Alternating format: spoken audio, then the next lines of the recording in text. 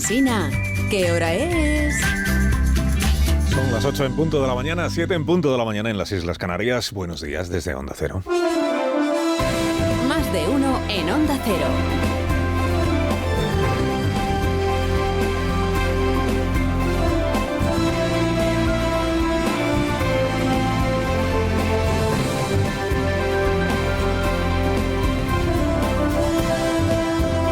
¿Cómo están? Bienvenidos a una nueva mañana de radio. Estamos estrenando el 8 de enero ya del año 2024, que es lunes. Es el día del regreso a los hábitos, no a los hábitos religiosos, sino a los hábitos laborales, a los hábitos escolares, a los hábitos del tráfico, sobre todo en las grandes ciudades, y en este día pues que ha empezado muy frío en el interior de la península. Muy frío. Se acabó lo que se daba, las navidades son historia y encaramos el primer trimestre de 2024 con la vista puesta ya en la Semana Santa como destino, ¿no? Como próxima meta volante a finales del mes de marzo. Ánimo a todos los escolares que hoy tienen que madrugar de nuevo. Ánimo a los padres y a las madres que van a llorar afligidos la ausencia de sus críos en casa, pues nada les emociona más que tenerlos todo el día ahí. Ánimo a los trabajadores que sufran el síndrome del desarraigo, porque no hay raíz más firme que la libranza para un trabajador. Y ánimo, en fin, a sus señorías parlamentarias, que tienen por delante una semana verdaderamente agotadora. Fíjate que la agenda del Congreso de los Diputados recoge que, por ejemplo, hoy lunes, hoy no hay nada en la agenda, el regreso suave, digamos. Mañana se reúne la mesa del Congreso un ratito y luego ya el miércoles sí, el miércoles hay pleno. El miércoles ahí sí hay que ir a votar como titanes. Que si las enmiendas a la totalidad de la amnistía, que si los decretos que presenta el gobierno. Luego ya jueves y viernes descansan porque no hay... Bueno, puede parecer poco trajín esto del miércoles solo en toda la semana, pero teniendo en cuenta que el hábito parlamentario es que todo enero se deja pasar prácticamente sin actividad, sin variar el agua, diríamos, porque el mes de enero no es hábil parlamentariamente, teniendo en cuenta eso, pues oye, que esta semana haya pleno, pues es una excepción, una anomalía, y en ese sentido pues el 2024 empieza con un sobreesfuerzo de los diputados y las diputadas. Agradecidos seamos. Bueno, ha contado Irene Lozano, exdiputada y autora de los libros que firma el presidente, ha contado que ella intuye que a Pedro Sánchez le gustaría escribir. Se entiende que le gustaría escribir él los libros que luego firma él, ¿no? De modo que quién sabe si el tercer título de la trilogía, después del Manual de Resistencia y el Tierra Firme, si el tercer título de la trilogía será por fin suyo, todo suyo. Y si escribirá, por tanto, de su puño y letra el presidente el apellido del innombrable Puigdemont, el nuevo compadre que ha estrenado esta legislatura amnistiadora. Quién sabe si dentro de unos años leeremos el relato personal, el relato íntimo del presidente escritor sobre el trajín que se trae estos días, justificando lo de Suiza, justificando al verificador salvadoreño, justificando la impunidad del huido y justificando la santificación de la derecha independentista como quintesencia de la progresía en España. ¿Quién sabe? Porque el año empieza con curvas. En el paraíso de Waterloo, bueno, en el paraíso de la relación entre la Moncloa y Waterloo. Curvas. Son tres los decretos que el gobierno necesita que el Congreso le convalide esta semana, pasado mañana, porque si no los convalida decaen. Y en contra de los tres anuncia su voto el no soci, Junts per Puigdemont. Junts per Puigdemont dice que va a votar en contra no de uno ni de dos, sino de los tres. Para cada uno ha encontrado un argumento o una coartada, según a quien le preguntes. Y sobre los tres dice una misma cosa, dicen en News per... ¡Ay, Pedro, que nos estás engañando! Que en uno metes ahí una invasión de las competencias del autogobierno, que en otro metes lo de la cuestión prejudicial ante los tribunales europeos, que esto paralizaría la amnistía. ¡Ay, Pedro, que nos estás engañando con la amnistía! Así que la relación está un poco torcida esta semana, al comienzo de esta semana. Es que en un notable ejercicio de transparencia socialista y de cumplir con lo que luego se le exige a los demás, Santos Sardán estuvo el jueves pasado en Barcelona despachando con Jordi Turull sin que su partido informara ni del viaje, ni de la reunión, ni de absolutamente nada. O sea, nos enteramos todos al día siguiente, acuérdese que el viernes lo contamos aquí, porque lo supo el diario La Vanguardia, no porque lo contara el Partido Socialista. O sea que esta reunión del señor Cerdán con el señor Turull sirvió para confirmar 3 cosas. Una, que el PSOE no informa de todo lo que hace. 2, que el verificador salvadoreño ese no hace falta cuando se trata de hablar de... si no hace falta irse a Suiza, si no hace falta salir de España porque a la reunión no asiste Puigdemont, pues resulta que tampoco hace falta el verificador en cuestión. Y 3, que la negociación sobre un asunto estrictamente parlamentario, como es qué votan los 7 diputados de Junts a la convalidación de 3 decretos, ni se hace en el Parlamento, ni la hacen los diputados, que son simples peones que están ahí a la espera de que les cuenten en qué han quedado los jefes para ver qué es lo que tienen que votar.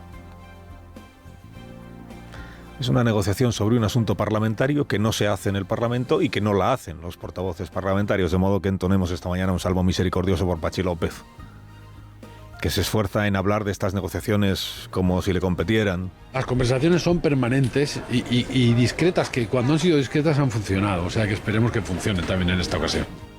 Y como si fuera a preocuparle a Junts per Catalunya que ahora el PSOE le regatee la condición de partido progresista. No es entendible que haya quien haya apoyado a un gobierno progresista y luego cuando llegan las medidas progresistas, luego no apoyen esas medidas. El día que López descubra que Puigdemont no coronó a Pedro Sánchez por progresista, sino por amnistiante, se le va a venir el mundo encima. Decía que la investidura de Sánchez la apoyó Junts per Catalunya no para sacar adelante las medidas anticrisis, sino para sacar adelante su amnistía. Pues sí, claro, pues sí.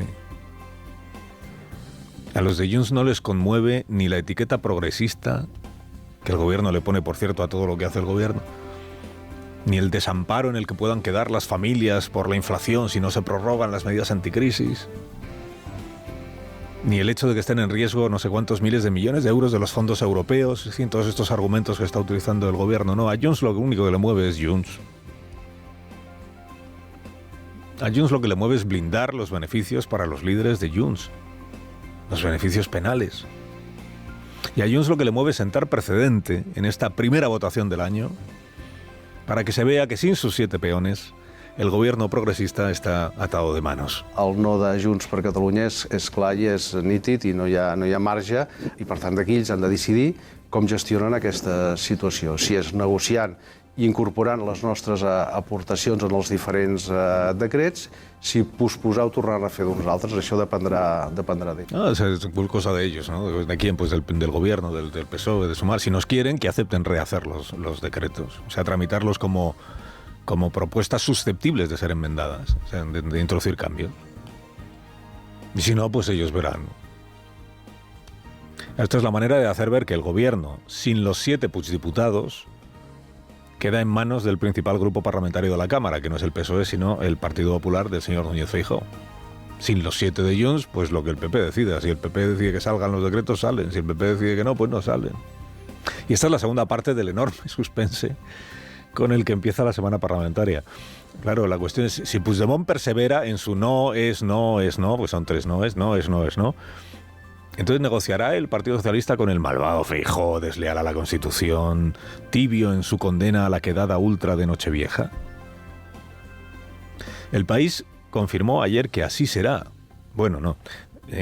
No dijo que el gobierno vaya a negociar con el PP, dijo que va a presionar al PP. Con Puigdemont se negocia y con Junqueras también, pero al PP se le presiona. Decía la información, apretará al líder del PP con las consecuencias económicas que tendría para los ciudadanos la caída del escudo social y con el efecto en las comunidades autónomas de no recibir la nueva entrega de fondos europeos. Feijóo, ríndete.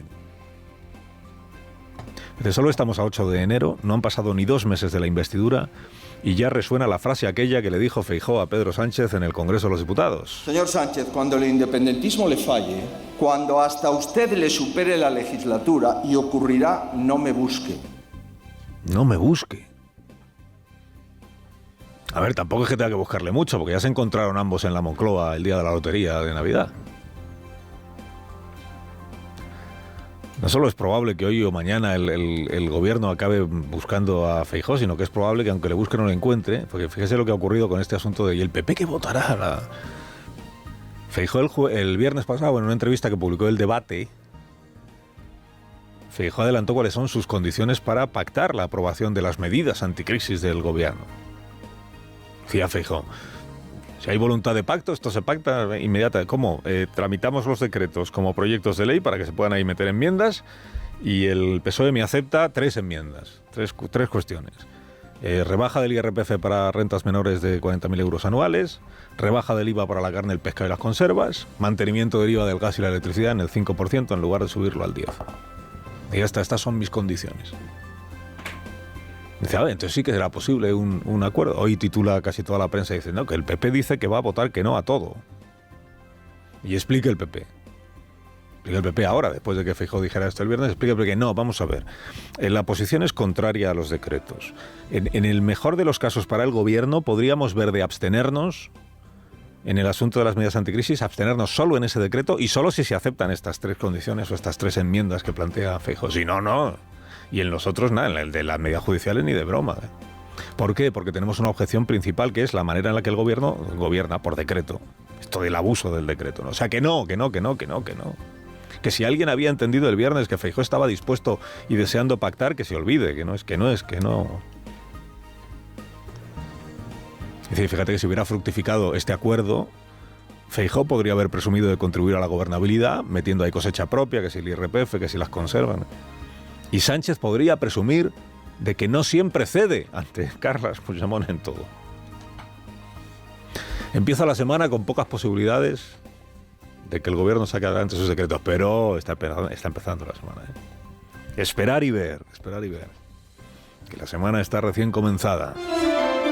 Carlos Alsina en Onda Cero.